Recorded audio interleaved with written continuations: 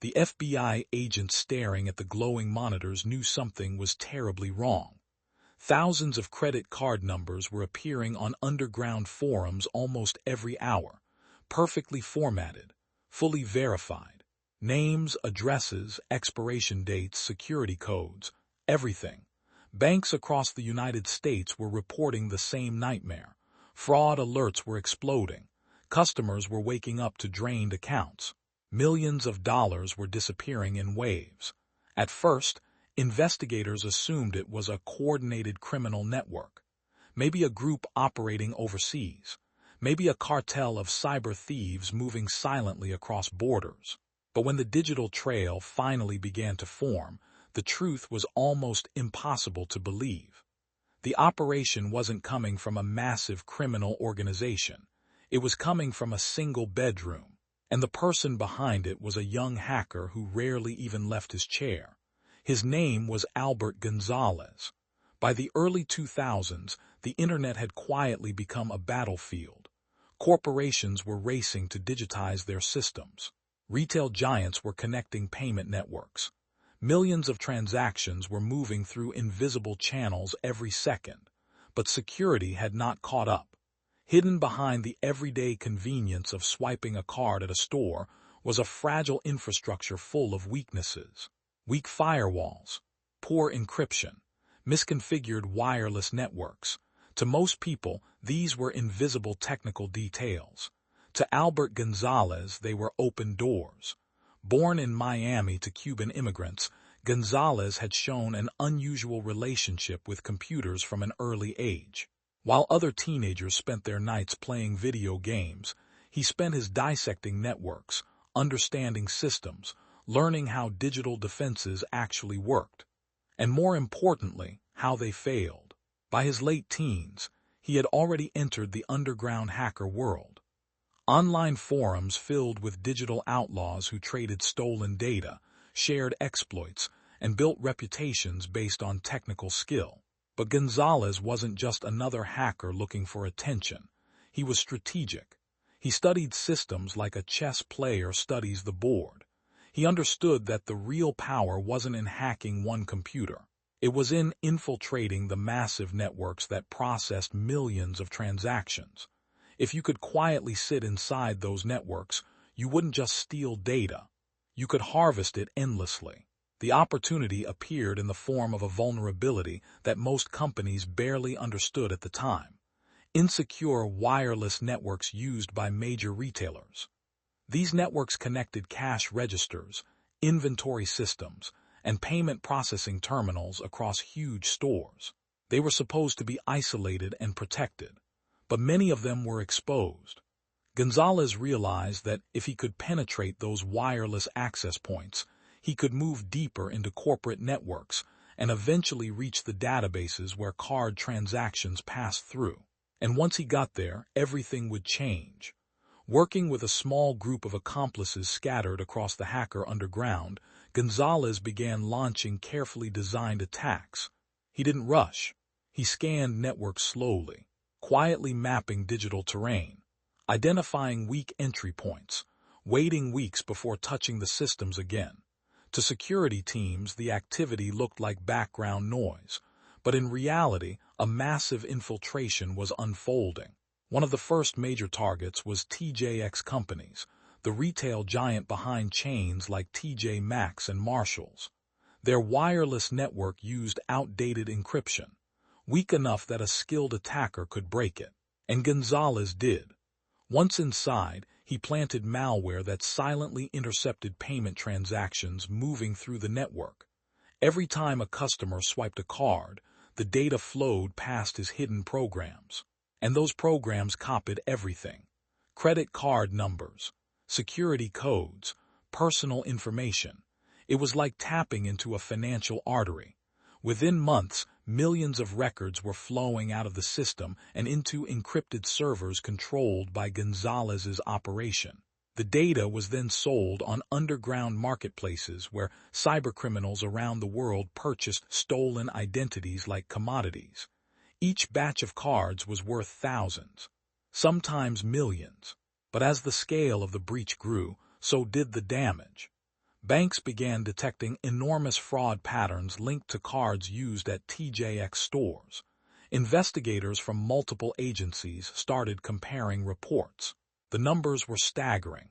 Tens of millions of cards compromised, and the investigation had only just begun.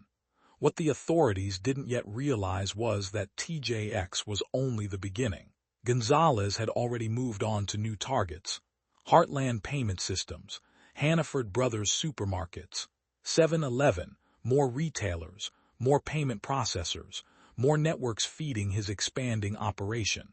Each breach used variations of the same strategy: wireless infiltration, malware injection, silent data harvesting. But Gonzalez had another advantage that made him even more dangerous. He was working with the government. Years earlier, after being caught for smaller hacking activities, Gonzalez had struck a deal with the U.S. Secret Service. Instead of prison, he became an informant.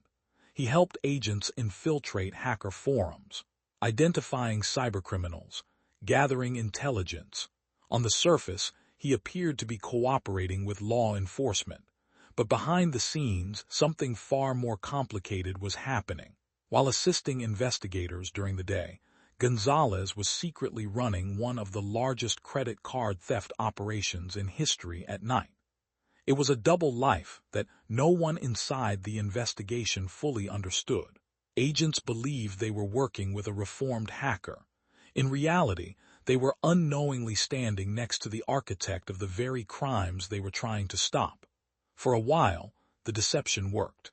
But massive cybercrimes create massive digital footprints. Banks were tracking fraudulent charges across continents. Security researchers were analyzing malware patterns. Investigators were connecting attacks across multiple companies. And slowly, the threads began pointing toward the same hidden infrastructure. Servers moving stolen data through encrypted tunnels, anonymous hosting services overseas, and a group of hackers communicating through secret online channels. The pressure on the investigation was growing. By 2008, financial institutions estimated that over 130 million credit cards had been compromised across multiple breaches connected to the same attackers. It was one of the largest identity theft operations ever recorded. The FBI, Secret Service, and multiple international agencies intensified their hunt, but the breakthrough came from an unexpected direction. Undercover agents began infiltrating the same underground forums where stolen cards were sold. They posed as buyers, digital criminals looking for fresh data. Inside those hidden marketplaces, one name kept appearing: Segvec. It was a trusted seller known for delivering massive batches of verified credit card data, and behind that alias was Albert Gonzalez. Investigators began carefully reconstructing his digital life, tracking server rentals, monitoring communications, following the money moving through cryptocurrency and offshore accounts. What they discovered shocked even veteran cybercrime agents. The mastermind behind the largest credit card theft ring in the world was living quietly in Miami.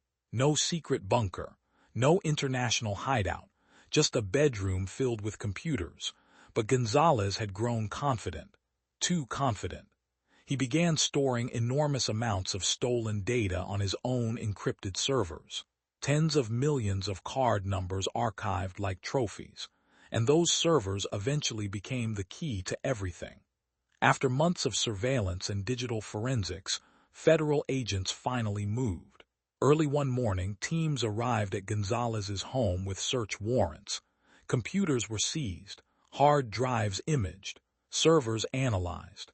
What they found inside those machines was staggering: detailed attack tools, custom malware designed to intercept payment transactions, encrypted files containing millions upon millions of stolen credit cards. It was a digital warehouse of financial identities. The evidence was overwhelming. The quiet hacker who had built his empire without leaving his bedroom had finally been exposed. In 2009, Albert Gonzalez was formally charged in one of the largest cybercrime prosecutions in U.S. history. The full scale of the operation became public for the first time.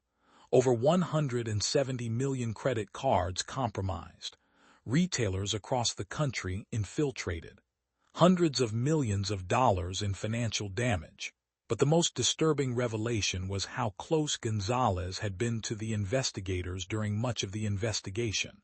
A government informant, a trusted source, a hacker who had helped authorities hunt cybercriminals while secretly running the biggest operation of them all. It was a betrayal that stunned the cybercrime world. Facing overwhelming evidence, Gonzalez eventually pleaded guilty.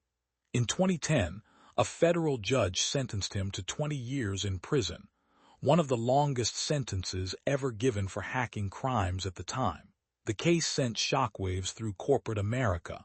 Companies realized how fragile their systems truly were. New cybersecurity laws were strengthened. Payment networks upgraded encryption. Retailers invested billions into security infrastructure. But the story of Albert Gonzalez remains a chilling reminder of something deeper. In the digital age, power doesn't always belong to governments, armies, or corporations. Sometimes it belongs to the quiet individual sitting alone behind a screen, someone patient enough to study the system, smart enough to break it, and bold enough to challenge the most powerful institutions in the world without ever leaving the room.